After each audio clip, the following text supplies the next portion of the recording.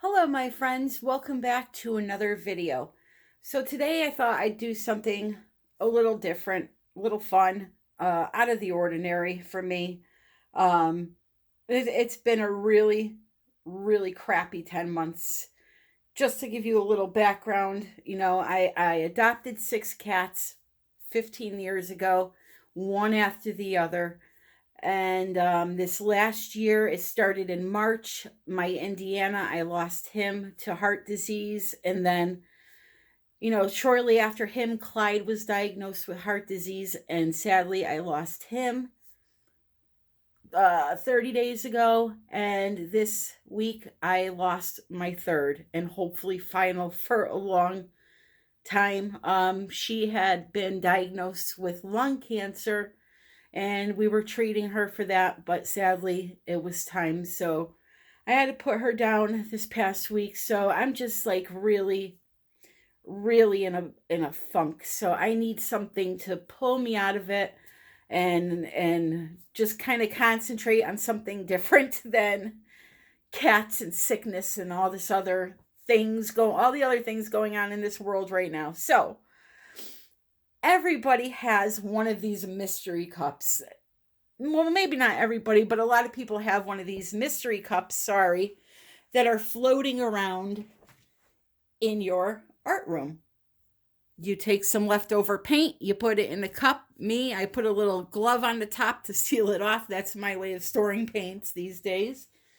And it sits there. And then a couple of weeks go by and maybe you didn't label it like me and you're like, okay, what's in that cup? So what I'm going to do is I'm going to attempt to do a ring pour using this white paint, whatever it is, with some colors that I mixed up that I do know what are in them. And then by the outcome, and if there's cells or no cells, I could tell what is in that cup. All right. It's kind of like a magician, right? um, so that's what we're going to do today. And I'm going to do a bloom with some ingredients that I do know are mixed into the products, which I'll explain. But I'm going to use a cell activator that I don't know what it is because I was experimenting again and just sealed off the cups and don't know what I mixed into them. These are all paints that I experiment to try to come up with new and easy ways for you guys to create beautiful paintings. So it's going to be 2 paintings in one. So before I go on though, I want to mention I've been getting a lot of questions about transparencies and how to use paints the right way. So when you buy a tube of paint, sometimes, depending on the brand, they will put on the tube itself, whether it is a transparent, a semi-transparent, or an opaque paint. There's a couple ways they do this. If you look at the tube, golden, we'll do a swatch of paint, and if you can see the lines through the paint, that means it's a transparent or a semi-transparent paint. Now, they also use a block, okay? If it's half shaded in, it means it's semi-transparent. If it's totally open with no black in it, that means it's a transparent. Then there's other ways they also do it. If you look on the back, I don't know if that's focusing or not. Here's transparent, here's opaque. They'll use a little line with a little dash on it showing you how it's closer to an opaque, but still a transparent. An opaque paint, you cannot see these lines through it, and this whole block here will be filled in with black. And how do we layer them? That's the question that I get. So I want you to think about it in this way. Think about a fabric, okay? You have a fabric that you can see through. So this would be semi-transparent. Now you take a fabric that is not transparent and you put it on top of that semi-transparent paint or fabric, and you can't see it, right? Because it's solid. It blocks it out, okay? So think about that with paints too. If you're to take a semi-transparent paint and put it down first with an opaque paint on top, you're not going to be able to see it as good as if you were to take the transparent and put it on top of the opaque, okay? Now, this is a bad example with these colors of fabric, but you get my gist. So when layering, you want to put the opaque colors underneath the semi-transparent so that you can see them, the opaque color through the transparent.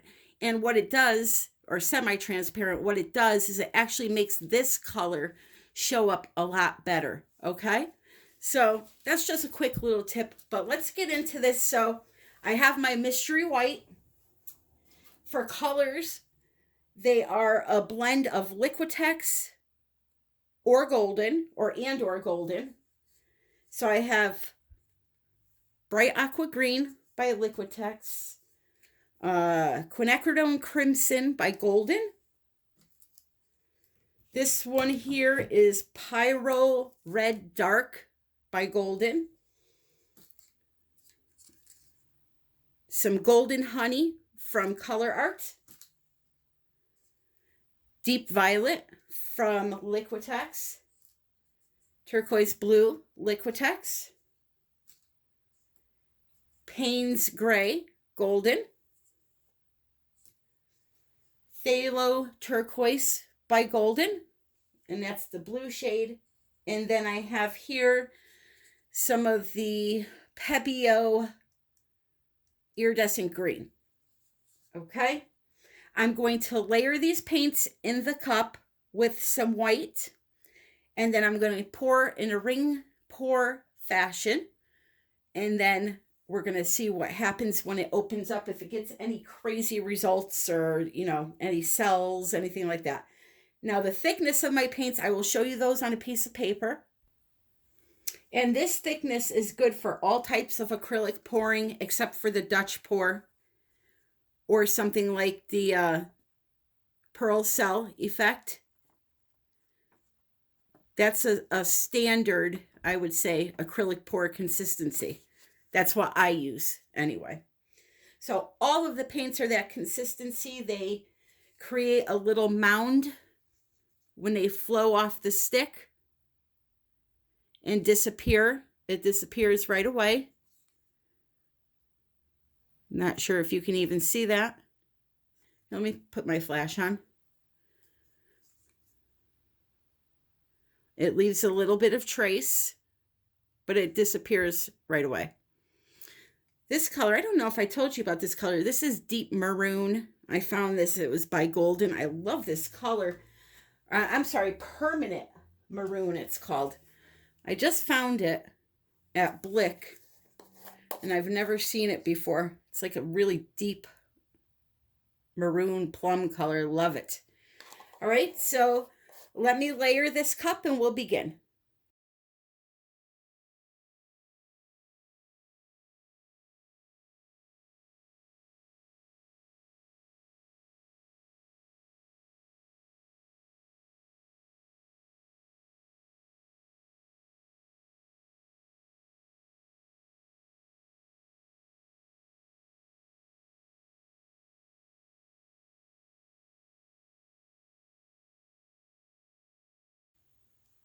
Okay, so I went ahead and put some of the mystery white on the canvas. You see my cup here is full.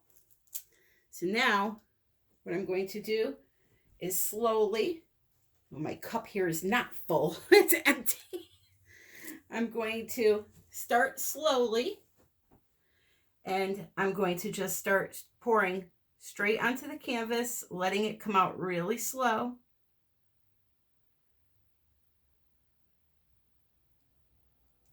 And then once I'm able to get the cup tipped halfway over without it flying out, I'm going to start moving in a circular motion.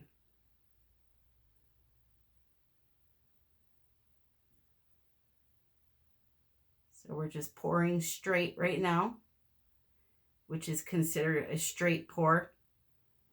Got a lot of dark colors here. All right, now I'm going to start trying to go in a circle with my hand, circular motion.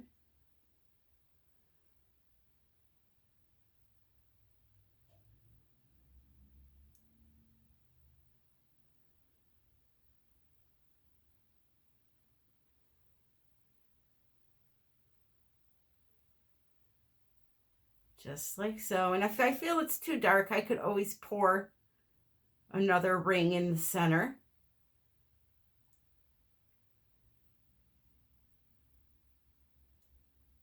Usually the outer paint gets tipped off anyway, so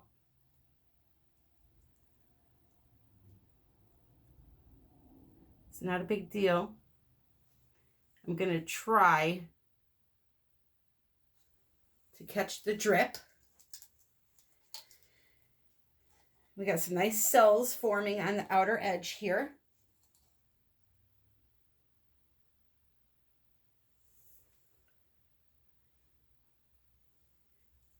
So I'm gonna torch first and then I'll tilt.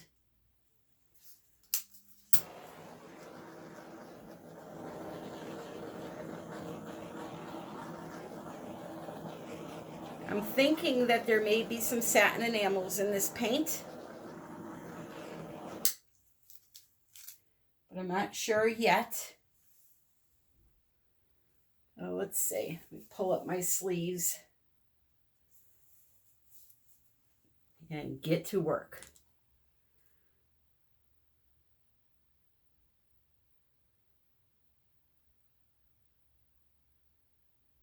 I'm just going to go nice and slow.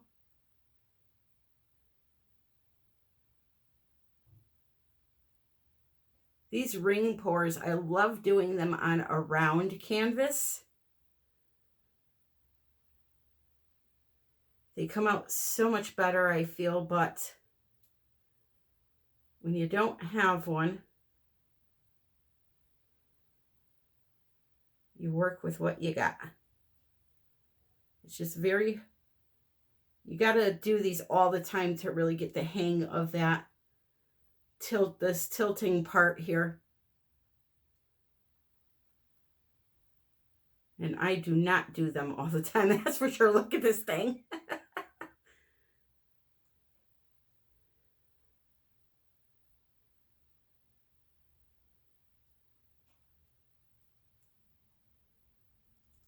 I'm going to come down this way to get some of this straightened out here.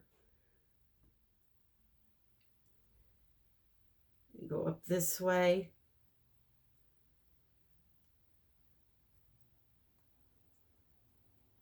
It's all wonky on this end, so I'm going to get that off, this off. And now is when I really want to concentrate on my design.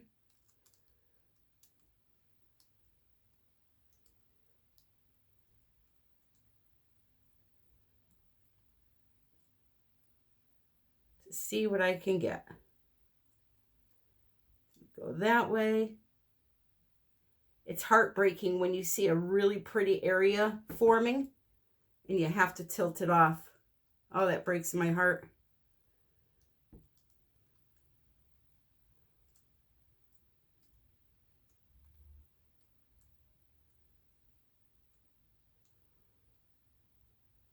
Let's see what we got. Oh, I didn't even notice this corner down here. Ugh. And we got some really pretty cells developing. This definitely had satin enamels in it, that white. I could tell by the cells that are forming. Let me take a little bit of paint here and try to blend it in. So what I'm going to do is take a mini cup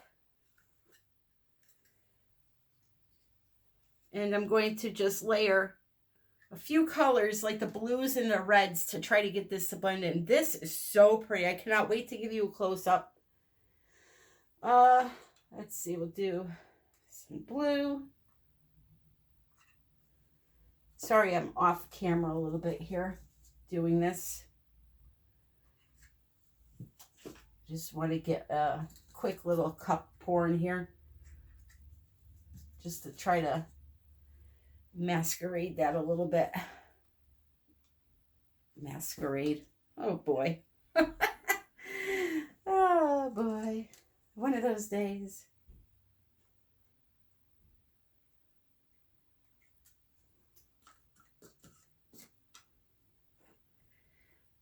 Because I do not want to move this. This is just really pretty. So right here, I'm just going to do a little mini thing and let it fly off of the corner.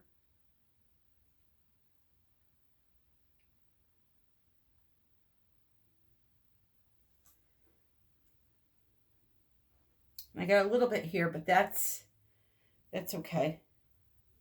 I could take some of this paint here that is this color and just kind of blend it like this. It'll all blend in.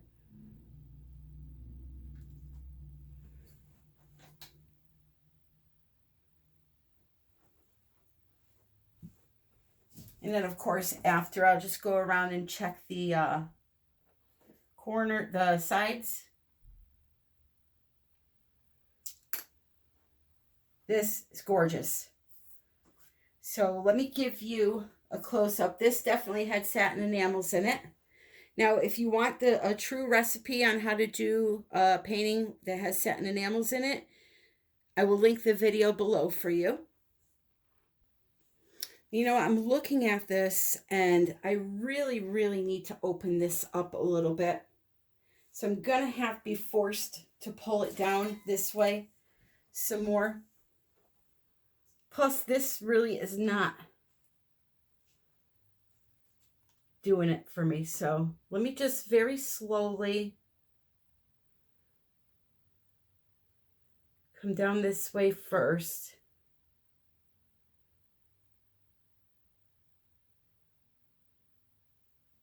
Go this way a little bit.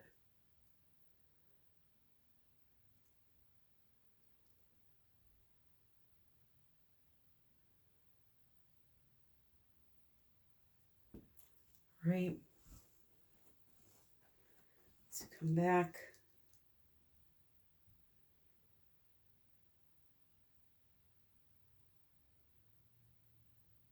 To the center. Go straight down. Nope.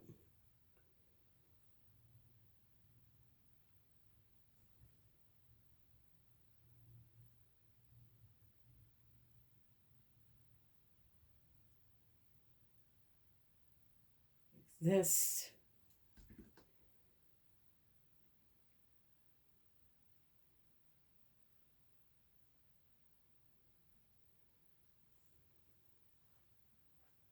I still have this part over here that I'm not liking. But you see these oblong areas here. That's how I could tell there was some satin enamels in that paint. So what I'm going to do is I'm going to pour another cup right here. We're going to tilt it around and see what we get. Because I like this part, but I'm not liking this. So you can guess by now I was not happy with it. It was just too much white. So I decided to mix up another cup with some more red in it. And I started off pouring straight, then kind of went back and forth, and then went back to a ring pour. And I love this design.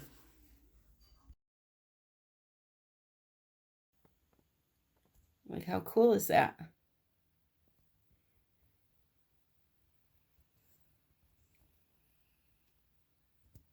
Whoopsie.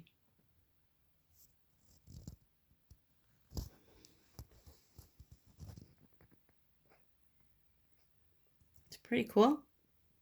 All right, let's get to it, shall we? Do you see how much bigger those cells have gotten just sitting there? And it's been probably 5 minutes, not even. So that's what I was talking about. All right, time to tilt.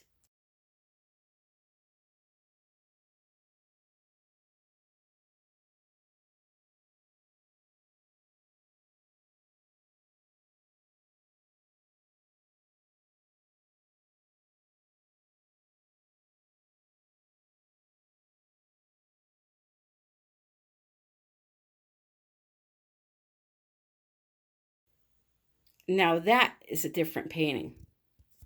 I don't think I've ever created anything that looks like this. And I'm envisioning it under resin, and I know that it's going to look fantastic under resin. There is a lot of gold in this piece. And believe it or not, these big, puffy looking areas, those were cells that were developing that I stretched. And you can see them coming through again here. So this is going to continue to develop. We'll just have to see what it looks like in a little bit. But there is, let me put the flash on, a lot of gold in here, which is going to help with the resin application. That's the golden honey. All right, so now let's put this to the side and do a bloom.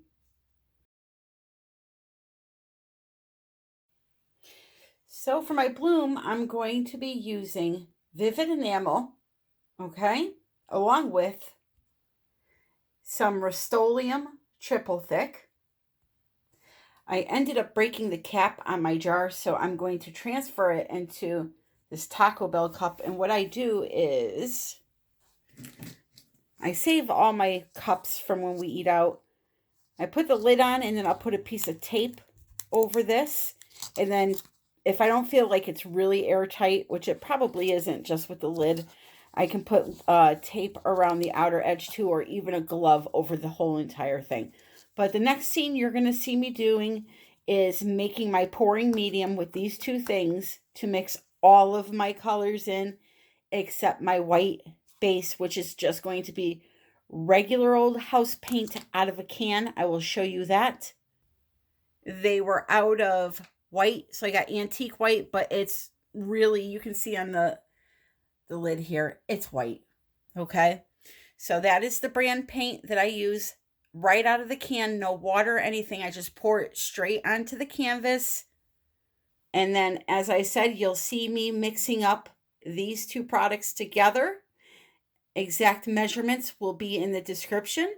And then I will use the pouring medium I make out of these two to mix all of my colors, my tube paints, my primary elements, my fluid colors if I choose them. Everything. So I'm just transferring my Vivid Enamel here, as I said I was going to do. 1 part of the Triple Thick to 2 parts of the Vivid Enamel. Mix them all together. And there's your pouring medium for all of your colors. Let's talk color, shall we? This is the new Chrysocolla sold by Colourarte. It's a prism pour color. Look at the beautiful body on that paint. This is one of the new Putting on the Glitz colors called Buttered Toffee. This here is Majestic Blue, and that's a primary elements. This here is a color called Teal Zircon. I'm just kind of showing you the texture and the sparkle of the pigments. And then I'm using teal and Van Dyke Brown from Golden.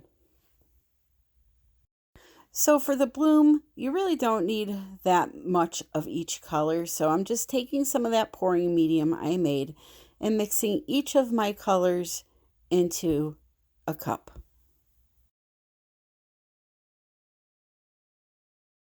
Now, depending on the type of color you use, some will be thicker, some will be thinner. So that's when you're going to add your water in and make sure that they are all the same consistency, which is pretty thick for the bloom. You have a really thick house paint you're pouring on top of, so you want to keep it kind of the same consistency as those. So here comes my mystery cup of white cell activator. Now, again, I test a lot, so I was not sure what products were in here. But when I started swiping, I could tell right away that I had Australian floetrol in it, and I also had a little bit of glue just by the way the cells were shaping.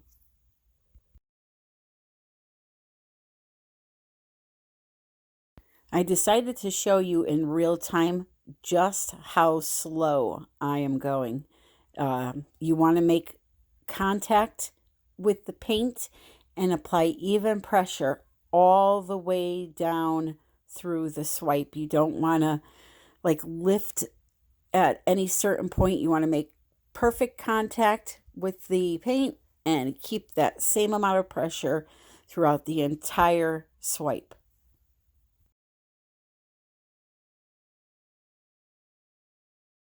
Now, at the time, had I thought, well, let me add a little bit more color to that end of the canvas, I wouldn't have just done this and ruined the whole thing. But I just was not happy with it. I wasn't happy with more than just that one end there. So I tried adding some color, swiping it through, trying to make a water scene. I hated it. So what I ended up doing, when all else fails, one giant swipe, and consider this, when it's dry, a background for another painting. That is my go-to when I fail on things. So this was definitely a failure for me, but I had fun. It distracted me, and that's all I could ask for. So I'm just going to give you a couple of close-up images here and say goodbye and let you know that tomorrow night on my YouTube channel at 8 p.m. Eastern Standard Time, I will be doing a live demonstration with all Colourarte products. Well, maybe not resin, but I will be using the polypore, the enamel, all the things that you need to use them for regular pours and for blooms. So I hope to see you there, 8 p.m. tomorrow, Tuesday, February 2nd. All the links you need are in the descriptions, my friends. And until next time, I love you all and happy pouring.